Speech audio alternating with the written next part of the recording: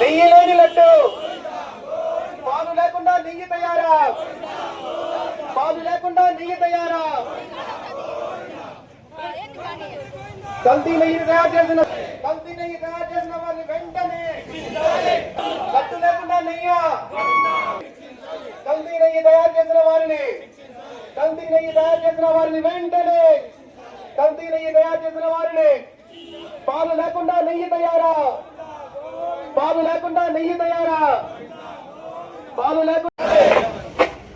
లేకుండా నెయ్యి తయారా. వెంకటేశయ్య ప్రపంచంలోనే అతి ఎక్కువ మంది నమ్మేటువంటి దైవం, అతి ఎక్కువ మంది భక్తులుండేటువంటి ఒక భగవంతుని సన్నిధిలో గడచిన ప్రభుత్వం ఏర్పడిన తర్వాత జరిగినటువంటి పాపాలు మనమందరం కూడా ముఖ్యంగా ఏ గుడికి పోయినా ఆ గుడిలో ఇచ్చేటువంటి ప్రసాదాన్ని దైవంగా భావించి ఆ ప్రసాదాన్ని మనం స్వీకరిస్తాం. అటువంటిది కలియుగ దైవం వెంకటేశ్వర స్వామి తిరుమలలో ఇచ్చేటువంటి లడ్డూ ప్రసాదం ప్రపంచ దేశాల్లోనే ఏ యొక్క దేవాలయంలో కూడా ఆ యొక్క ప్రసాదానికి ఉన్నటువంటి విలువ ఎక్కడ లేదు. దేశంలో నలుమూలలకు పోయినా, ప్రపంచంలో ఏ ప్రాంతానికి పోయినా తిరుమల లడ్డు కానీ మన చేతిలో తీసుకొని పోతే భగవంతుని చూసినట్టు ఆ దేవుని వద్ద రాలేకపోయినా ఆ ప్రసాదాన్ని తీసుకొని దైవంగా భావించి ఆ ప్రసాదాన్ని తీసుకునేటువంటి సందర్భాన్ని ఒకసారి గుర్తు చేస్తా ఉన్నా. అయితే అటువంటి మహాప్రసాదానికి మహా అపచారం జరిగినటువంటి సందర్భాన్ని ఒకసారి ఈ రాష్ట్ర ప్రజలందరూ కూడా తెలుసుకోవాల్సినటువంటి అవసరం ఉంది. ఎందుకంటే గతంలో 2019లో ప్రభుత్వం, వైసీపీ ప్రభుత్వం అధికారంలోకి వచ్చిన తర్వాత అంత మునుపు అధికారంలో ఉన్నటువంటి చంద్రబాబు నాయుడు గారి నాయకత్వంలో అప్పటి టీటీడీ బోర్డు ఈ యొక్క తిరుమలకు సంబంధించినటువంటి నెయ్యి విషయం పైన బోర్డులో రెజల్యూషన్ తీసుకున్నారు. ఆ రెజల్యూషన్ పరంగా ఆనాడు ఒక ఏ సంస్థ కానీ, భారతదేశంలో ఏ యొక్క సంస్థ కానీ ఆ యొక్క నెయ్యిని సరఫరా చేసేటువంటి సంస్థలకు కొన్ని ఆంక్షలు విధించారు. అంటే 4 లక్షల లీటర్లు కెపాసిటీ ప్రొక్యూర్ చేసేటువంటి ఏ యొక్క పాలకు సంబంధించినటువంటి డైరీ కావచ్చు, 250 కోట్ల రూపాయలు టర్నోవర్ కలిగినటువంటి ఏ సంస్థ అయినా మరి దానికి వాళ్ళు ఏర్పాటు చేసినటువంటి నిబంధనలను 2019 జూన్ తర్వాత అధికారంలోకి వచ్చినటువంటి అప్పటి ప్రభుత్వం, మరి జగన్మోహన్ రెడ్డి గారి ప్రభుత్వంలో అప్పటి టీటీడీ బోర్డు ఆ యొక్క నిబంధనలన్నీ కూడా సడలించి ఏ డైరీకి అంటే ఆ డైరీ పాలను సేకరించేటువంటి అవసరం లేదు, 150 కోట్ల టర్నోవర్ ఉన్నా కూడా ఆ యొక్క డైరీ నెయ్యిని సరఫరా చేయొచ్చు అనేటువంటి అన్ని నిబంధనలు సడలించారు.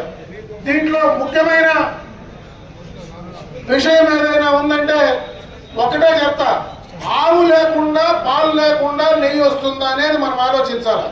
అదేవిధంగా ఏ డైరీ కూడా పాలను ప్రొక్యూర్ చేయకుండా నెయ్యి ఎట్లా తయారు చేస్తుందో అనేటువంటి మినిమం నాలెడ్జ్ కూడా లేకుండా, మన కనీసమైనటువంటి అవగాహన లేకుండా పాలు సరఫరా లేకపోయినా పాలు సరఫరా చేయనటువంటి డైరీలు కూడా నెయ్యిని సరఫరా చేయొచ్చు, నెయ్యిని మనం టీటీడీకి అందించవచ్చు అనేటువంటి నిర్ణయాన్ని ఆ బోర్డు తీసుకున్నదంటే దాంట్లోనే మనకు ఆ యొక్క బోర్డు యొక్క ఉద్దేశం ఏ రకమైనటువంటి ఉద్దేశం ఉందనేది క్లియర్ కట్ గా అర్థమవుతుందని చెప్పి సందర్భంగా తెలియజేసుకుంటాం.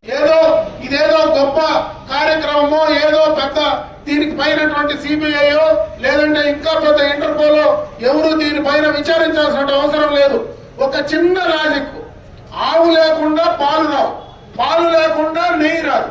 అంటే పాలు సరఫరా చేసుకోకుండా ఉండే డైరీలో నెయ్యి ఎట్లా సరఫరా చేస్తారనేటువంటి విషయాన్ని కనీస అవగాహన లేకుండా ఈ రోజు ఆ పార్టీ నాయకులు కానీ ఆ పెద్దలు కానీ మాట్లాడుతూ ఉంటే వాళ్ళని ఏమనాలో నాకు అర్థం కావడం లేదు.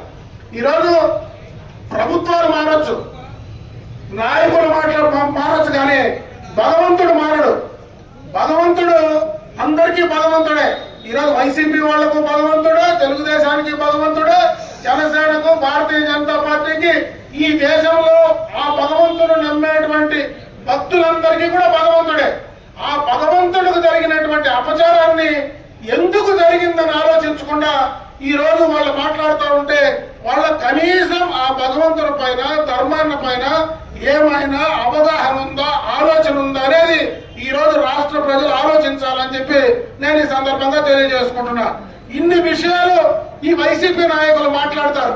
జగన్మోహన్ రెడ్డి దాంట్లో జంతు కొవ్వు కలిపారు అని చంద్రబాబు నాయుడు గారు సిట్టుకు సంబంధించిన అధికారంలోకి వచ్చిన వెంటనే ఆ నెయ్యిని మనం నేషనల్ కి సంబంధించినటువంటి ప్రయోగశాలకు పంపించారు. అక్కడ దాంట్లో నెయ్యి కాకుండా మరి ఇతరమైనటువంటి వాటి కలిసాయని చెప్తే జంతువులకు సంబంధించినటువంటి కొవ్వు పదార్థాలు కూడా కలిసాయని ఆ రోజు ఆ డైరీ అక్కడ పంపించినటువంటి ప్రయోగశాల రిపోర్ట్ ఇచ్చింది.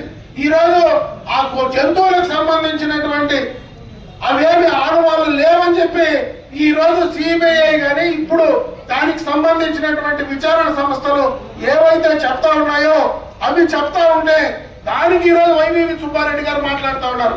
ఆ రోజు చంద్రబాబు నాయుడు గారు జంతువులకు సంబంధించినవి ఉన్నాయన్నాడు, తప్పు మాట్లాడినాడని. ఈ రోజు సిట్టు క్లియర్ గా ఇస్తా ఉంది. అది పూర్తిగా కెమికల్ కి సంబంధించింది, కెమికల్ ద్వారా తయారు చేసినటువంటి నెయ్యి, అది పూర్తిగా కూడా రసాయనాలతో కూడినటువంటి నెయ్యి, వాసన రావడానికి కూడా రసాయనాలు ఉపయోగిస్తారు అని ఈ రోజు క్లియర్ కట్ గా వాళ్ళు ఎవిడెన్స్ తో ప్రకారం కూడా ఇస్తే ఇంకా మాట్లాడడానికి వాళ్ళకు సిగ్గుందో లేదో నాకైతే అర్థం కావడం లేదు. కానీ భగవంతుడి పైనటువంటి వాళ్లకు నమ్మకం లేదని చెప్పొచ్చు. ఈ రోజు అదే పార్టీలో ఈ రోజు ఆ యొక్క వైఎస్ఆర్ కాంగ్రెస్ పార్టీలో ఉండేటువంటి నాయకులందరూ కూడా చెప్తా ఉన్నా, మేమందరం హిందువులు, మేము నమ్ముతాం మా భగవంతుడిని. నేను అడుగుతా ఉన్నా, మీ పార్టీకి సంబంధించినటువంటి అధినాయకుడు హిందువా? డైరెక్ట్ గా చెప్పండి. ఒకడైనా చెప్పగలడు ఆ పార్టీలో ఉండేవాడు?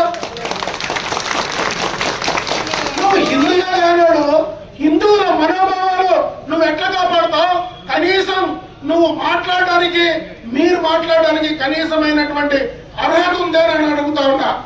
ఇంతమంది భక్తుల మనోభావాలను అన్యాయం చేసి ఈ రోజు వైవి సుబ్బారెడ్డి గారు మాట్లాడుతూ ఉన్నారు. ఆయనకు సంబంధించినటువంటి పిఏ ఖాతాలో, చిన్నప్ప ఖాతాలో 4,59,00,000 రూపాయలు ఎట్లా దానికి వచ్చినాయి, ఎందుకు వచ్చినాయి చెప్పే పరిస్థితి ఉందని అడుగుతా ఉన్నా. మీకేమీ సంబంధం లేకపోతే, ఆ నెయ్యికి సరఫరా చేసినటువంటి ఆ ఏజెన్సీలకు సరఫరా లేకపోతే ఆ డబ్బులు మీకు ఎందుకు వచ్చాయి అనే దానిపైన చెప్పాల్సినటువంటి బాధ్యత లేదని అడుగుతా ఉన్నా. అన్ని రకాల కల్తీ, మద్యంలో నాశనం చేశారు, అన్ని రకాల దోచుకున్నారు. భగవంతుని దగ్గర కూడా ఇంత అన్యాయం చేస్తే మీకు భగవంతుడు క్షమించడు. మరీ ముఖ్యంగా తిరుమల తిరుపతి దేవస్థానం శ్రీ వెంకటేశ్వర స్వామికి ఎవరైనా అన్యాయం చేస్తే వాళ్లకు పుట్టగతులే ఉండమనే విషయాన్ని గుర్తుంచుకోవాలని చెప్పి సందర్భంగా తెలియజేసుకుంటా ఉన్నా. ఇప్పటికైనా బుద్ధి తెచ్చుకోండి. ఈ రోజు మేము ఏదో రాజకీయంగా చేసేటువంటి కార్యక్రమం కాదు. ఈ రోజు ఇంతమంది చేశారంటే రాజకీయం కోసమే రాలేదు. భగవంతుడి పైన నమ్మకాన్ని పెంచుకోవడానికి వచ్చాం. భగవంతుడు జరిగినటువంటి అపచారానికి శుద్ధి చేసే కార్యక్రమానికి ఈ రోజు మేము వచ్చాం. కానీ ఇదేదో రాజకీయం చేసేది కాదు. మీకు నిజంగా దేవుడి పైన భక్తుంటే మీరు క్షమాపణ చెప్పి చేసిన తప్పులు ఒప్పుకుంటే కనీసం ఆ భగవంతుడు మిమ్మల్ని క్షమిస్తాడు. కానీ లేకపోతే ఆ భగవంతుడు మిమ్మల్ని క్షమించేటువంటి పరిస్థితి లేదు. ఈ ప్రశ్నలకు మీరు ఎన్ని చెప్పినా, ఎన్ని చోట్ల ఏం మాట్లాడినా ఆ రోజు సిట్టేస్తే అదేదో చంద్రబాబు నాయుడు గారి జేబు సంస్థ అని మాట్లాడినారు. ఈ రోజు సుప్రీంకోర్టు నేరుగా సిబిఐకి ఇచ్చి సిబిఐ ద్వారా విచారించి నిజ నిజాలు నిగ్గుదల్చారు. కనీసం ఇప్పటికైనా బుద్ధి తెచ్చుకొని మీరు న్యాయంగా నీతిగా ఆ యొక్క ధర్మాన్ని నమ్ముకునేటువంటి హిందువుల మనోభావాలను దెబ్బతీయకుండా ముందుకు పోవాల్సిందిగా నేను ఈ సందర్భంగా ఆ పార్టీ నాయకులకు హెచ్చరిస్తూ, ఇంకొకసారి దయచేసి మీరెవరు భగవంతుని గురించి మాట్లాడేటువంటి సాహసం కూడా చేయొద్దు. నిజంగా భగవంతుని పైన నమ్మకం ఉంటే తప్పు ఒప్పుకొని చెంపలేసుకొని భగవంతునికి జరిగినటువంటి అన్యాయం మీ యొక్క హయాంలో జరిగింది కాబట్టి మీరు ఆ అన్యాయానికి క్షమాపణ చెప్తే ఖచ్చితంగా భగవంతుడు మీకు సహాయం చేస్తాడని చెప్పి తెలియజేసుకుంటూ సెలవు తీసుకుంటూ ఉన్నాను.